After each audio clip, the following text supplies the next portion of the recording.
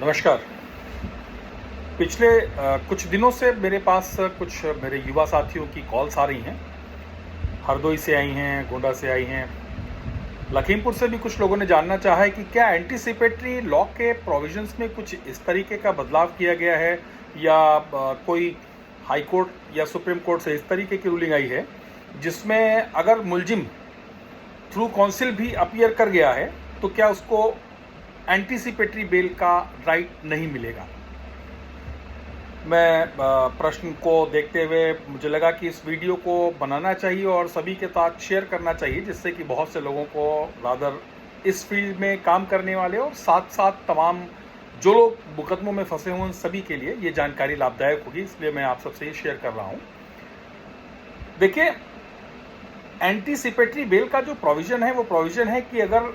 आप कस्टडी में नहीं गए हैं और आपको कस्टडी में जाने का भय है, उस भय को अगर आप सही ढंग से अगर कोर्ट के सामने एस्टैब्लिश करने में सफल होते हैं और साथ साथ ये दिखाते हैं कि आपको कस्टडी में लिए जाने की आवश्यकता नहीं है, जो केस के फैक्ट्स हैं उन पर या तो ऑफेंस नहीं मेड आउट हो रहा है या किन्हीं भी सर्कमस्टांसेस में अगर आपको कोर्ट को अगर आप ये कन्विंस कर ले जाते हैं कि बिना कस्टडी में लिए जाए भी अगर कोर्ट का पर्पस और प्रोसीडिंग्स की जा सकती हैं तो कोर्ट आपको एंटीसिपेटरी बेल दे सकती है। हाल ही में अभी एक मैटर कर्नाटक में हुआ था। उसमें एक रमेश नाम का व्यक्ति था, कुछ मुलजिमान थे, उसमें से सभी लोगों ने अपनी रेगुलर बेल करा ली थी। रेगुलर बेल कराने के बाद जो रमेश नाम का जो व्यक्ति था, मुलजिम था उस केस में, उसने भी अपना सरेंडर एप्लीकेशन डाला, लेकिन जब उसको लगा कि हम कस्टडी में लिए जाएंगे तो उसने सरेंडर अपनी नॉट प्रेस कर दी और बाद में उसने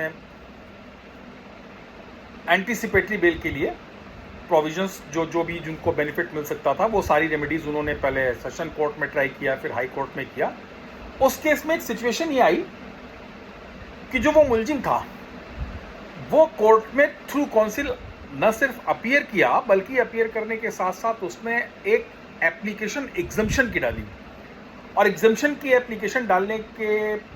जो ग्राउंड्स उसने लिए कि हमारी चूंकि वहाँ पे ऑलरेडी एक कोर्ट यहाँ पे एंटीसिपेटरी बेल हमारी पेंडिंग चल रही है, आज की डेट पर हम किन्हीं कारणों से आ सकने में असमर्थ हैं और मैं ये अंडरटेक करता हूँ कि कोर्ट द्वारा जो अगली डेट फिक्स की जाएगी हम उस डेट पर अपीयर करेंगे। चूंकि एंटीसिपेटरी बेल उसकी पेंडिंग थी, अगली डेट तक उसको एंट्री बेल नहीं मिल पाई और वो प्रोसीडिंग वहाँ सेशन कोर्ट में काफ़ी दिन तक चलती रही। बाद में वो एंटीसिपेटरी बेल रिजेक्ट हो गई। रिजेक्ट होने के बाद मैटर हाई कोर्ट में पहुंचा। इन बिटवीन उसके खिलाफ bailable warrant, non bailable warrant और 82 की कार्रवाई हो गई थी। तो उस मैटर में कोर्ट ने गुरबख्श सिंह सिब्बिया और सलाउद्दीन के और तमाम केसेस को इंटरप्रेट करते हुए जो कोर्ट ने लॉ लेट डाउन किया, कर्नाटका हाई कोर्ट ने, वो ये पाया कि अगर एक बार आप कोर्ट में आप अंडरटेकिंग दे रहे हैं, थ्रू काउंसिल अगर आप अपीयर कर रहे हैं और अपनी अपीयरेंस की एग्जम्पशन चाहते हैं, तो माना यह जाएगा कि you have surrendered yourself to the custody of the court और कोर्ट ने आपको इन पर्सन अपीयर करने से उस दिन के लिए आपको छुट्टी दे दी है। लेकिन चूंकि जब आपने इजाज़त दी, कोर्ट को अंडरटेकिंग दी है और कोर्ट ने आपको इजाज़त दी है, तो आपसे एक्सपेक्टेड है कि आप उस डेट पर कोर्ट पर अपीयर करेंगे और उस अंडरटेकिंग को देने के बाद भी वो अभियुक्त वहाँ पर अपीयर अगली डेट पर नहीं हुआ। हाई कोर्ट में भी आ रहा है। हाई कोर्ट में जब ये क्वेश्चन उठा कि इनकी अंडरटेकिंग देने के बावजूद ये अपीयर नहीं कर रहे हैं, ये कोर्ट के ऑर्डर की कंप्लायंस नहीं कर रहे हैं, तो कर्नाटका हाई कोर्ट ने इसको डिसाइड किया, जो मैंने केसेस ऊपर बताए उन सारे केसेस को कंसिडर करते हुए, कि once he has surrendered himself to the custody of the court and court has exempted his personal appearance, therefore he is required to appear on the next day before the court concern, and if he is not appearing before the court concern then he does not deserve for any sympathy from the court और उसकी anticipatory bail जो है वो consider नहीं की जानी चाहिए। Allahabad high court से भी इस तरीके के कुछ एक जजमेंट्स आए हुए हैं, जिसमें कर्नाटका हाई कोर्ट के इस Ramesh versus state of Karnataka के जजमेंट को रिलाई करते हुए ऑर्डर्स पास किए गए हैं। लालचंद बनाम स्टेट ऑफ यूपी में इलाहाबाद हाई कोर्ट ने, और भी कुछ एक जजमेंट्स हैं जिसमें ये लॉ लेट डाउन किया गया है कि अगर आप थ्रू काउंसिल कोर्ट पर अपीयर कर गए हैं, अब यहाँ पर एक माइन्यूट सा डिफरेंस आता है, what will amount appearing through council. Suppose करिए कोर्ट ने आपको समन इशू किया, आप ने अपने वकील का वकालतनामा लगवाया नकल निकलवाने के पर्पज से। वकील अपीयर होता है और कहता है कि मैं इनमें मुलजिमों की तरफ से अपीयर कर रहा हूं और मुझे नकलें दे दी जाएं, अगर कंप्लेंट केस है। या कोई और स्टेज है जिसमें सपोज करिए आपने हाई कोर्ट में किसी ऑर्डर को चैलेंज कर रखा था और हाई कोर्ट ने आपको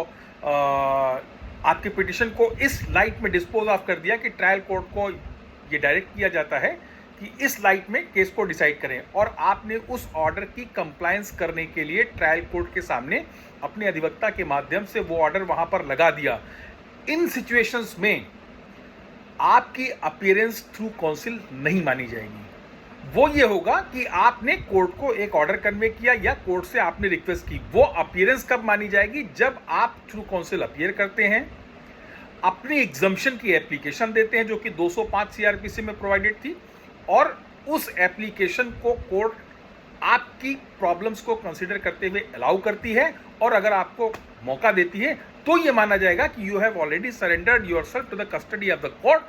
और जब आपने कोर्ट की कस्टडी में आपको खुद को आप वहां पे कर दिया है, तो आपके जो एप्रीहेंशंस हैं कि यू विल बी अरेस्टेड, वो एप्रीहेंशंस आपके खत्म हो जाएंगे, और उस एप्रीहेंशंस की वजह से आपको एंटीसिपेटरी बेल का जो बेनिफिट मिलना चाहिए वो बेनिफिट आपको नहीं मिलेगा। तो जो कंट्रोवर्सी है या जो कंफ्यूजन है लोगों के मन में, मुझे लगता है कि इस वीडियो के माध्यम से आप सभी को ये चीज़ कंफर्म हो गई होगी। जो भी लोग अपने मन में डाउट थे कि अगर हम थ्रू काउंसिल अपीयर कर रहे हैं तो क्या हमारा राइट खत्म हो जाए। Through council appearance along with the exemption from appearance, अधिवक्ता के माध्यम से एग्जम्पशन एप्लीकेशन पढ़ना और एग्जम्पशन एप्लीकेशन का कोर्ट का अलाउ करते हुए आपको नेक्स्ट डेट पे अपीयर होने के लिए ऑर्डर करना। ये सिचुएशन जब होगी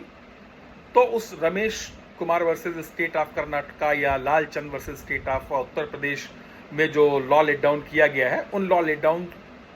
की लाइट में आपको एंटीसिपेटरी बेल का राइट नहीं मिलेगा। लेकिन अगर आप अपने अधिवक्ता के माध्यम से कोई एप्लीकेशन बिना एग्जम्पशन, बिना अंडरटेकिंग के अगर कोई लगा रहे हैं, तो वो आपकी अपीयरेंस उस अपीयरेंस में काउंट नहीं की जाएगी और आपको एंटीसिपेटरी बेल का लाभ मिलेगा। मुझे लगता है कि ये जानकारी आप सभी के लिए लाभदायक होगी। नमस्कार।